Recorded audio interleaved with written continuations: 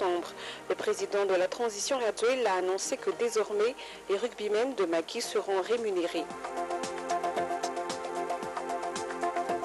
La discipline plomberie est intégrée dans la filière artisanat. Tour cycliste de Madagascar, Asnara Koutounjine a remporté le premier prix. Voici le journal.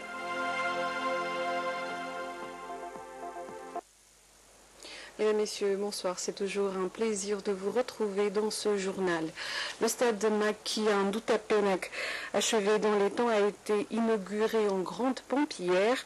À l'occasion, le président de la transition, Radouel, a annoncé entre autres que les Makis recevront désormais un salaire mensuel. Par ailleurs, la discipline pétanque aura bientôt son boulodrome aux normes. Rivera Bonarive, Rostina Muriel et Lemana Élysée. Le stade de Maki à Ndouatapenak répond aux normes internationales. Il peut accueillir jusqu'à 9 971 personnes. Le gradin est capable d'abriter 6 511 spectateurs et la tribune 3 460. Le terrain a une superficie de 9 871 m² et 148 voitures peuvent stationner dans le parking. Un terrain annexe a été également conçu pour les entraînements. Le stade Maki sera donc le point de rencontre des amateurs de ballon rond. Les joueurs étrangers sont également engoués par notre nouveau stade dédié au rugby. Et puis ces détails techniques ont été apportés par Nathalie Léabi. Tout à fait autre chose, en sport, le 9e tour cycliste de Madagascar s'est achevé avec la victoire de Asnara Koutounjine, un des plus jeunes coureurs. Il est talonné par le Réunionnais Guismé. Les détails sur un reportage de Nathan Mayav, André Zonarvo et l'équipe de la TVM. Asnara Koutounjine, 19 ans, coureur originaire d'Antirabé, a remporté le 9e tour cycliste de Madagascar. La dernière étape de 90 km, la Canousse, a été disputée cet après-midi. En 10 jours, Asna a couru 1110 km en 30 heures 41 minutes et 9 secondes. Il est suivi du Réunionnais Cédric Guismé, 30 heures 43 minutes 43 secondes. Alexis Tourtelot occupe la 3e place, 30 heures 44 minutes et 19 secondes. À Anoussi, Henriette Armand est le premier à franchir la ligne d'arrivée. Il a couru cette dernière étape en 1 heure 50 minutes et 44 secondes.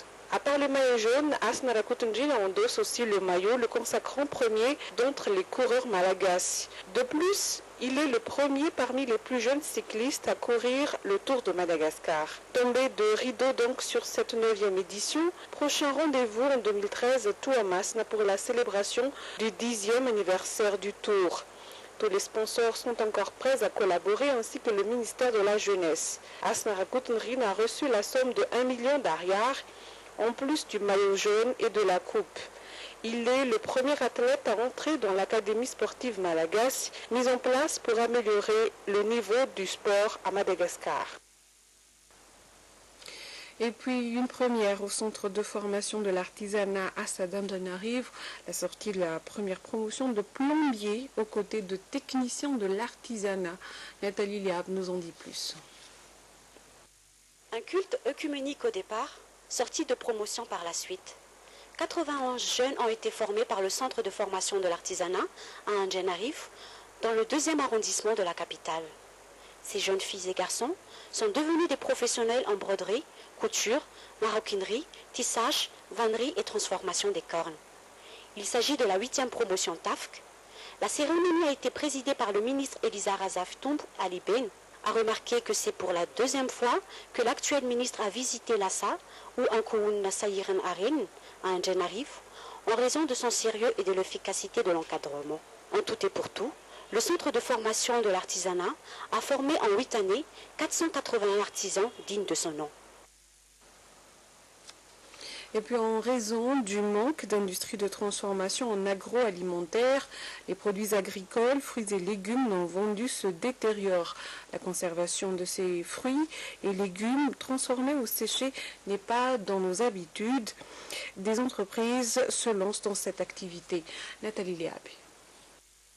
Le secteur agro-industriel reste très peu développé dans l'île avec un faible niveau d'intégration. Les industries existantes concernent surtout la brasserie, la boulangerie, la biscuiterie. Les fruits et légumes séchés et mis sous sachet pour être conservés et consommés plus tard ne sont pas dans l'habitude alimentaire de la majorité des Malagasy, mais commencent à se généraliser petit à petit. Désormais, les produits invendus peuvent être conservés en sachet tout en gardant leur fraîcheur, leur saveur et leur croquant. Les vendeurs de fruits et légumes doivent pouvoir les transformer en fruits séchés pour être consommés. La représentante de CEAS Madagascar nous en dit plus. Donc selon l'étude que nous venons de boucler donc avec l'agence Speedy Marketing, le marché potentiel en matière de fruits et légumes séchés à Madagascar est de l'ordre de à peu près 92 millions de sachets de 50 grammes annuels. En fait, le premier blocage serait déjà les habitudes alimentaires, parce que les Malgaches n'ont pas vraiment l'habitude de consommer des produits séchés, bien qu'il existe des endroits où particulièrement les légumes coûtent vraiment très cher, ce qui nécessite quelque part de grandes activités de sensibilisation pour amener les Malgaches à changer de comportement alimentaire.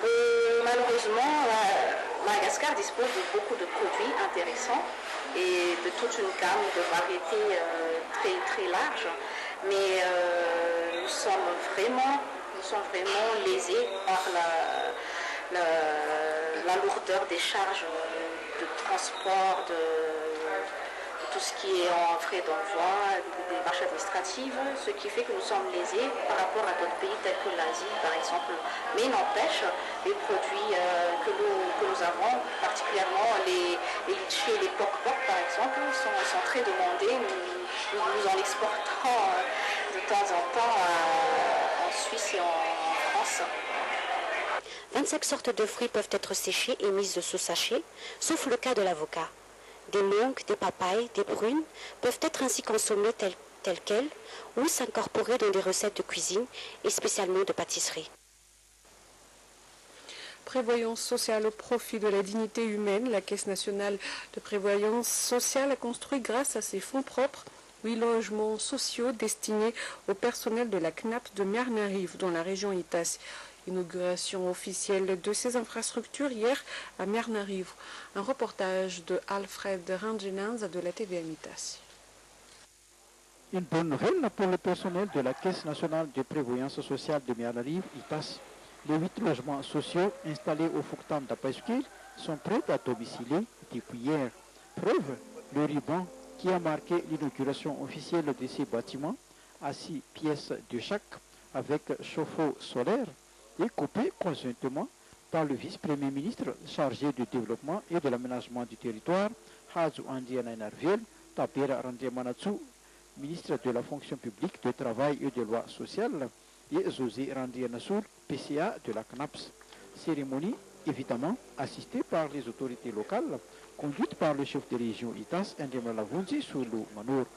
La cité bleue de la CNAPS de Miarnariv s'est étendue sur les 70 arts. Le fonds propre de la CNAPS assure l'installation. Même type que ça dans toutes les 22 régions.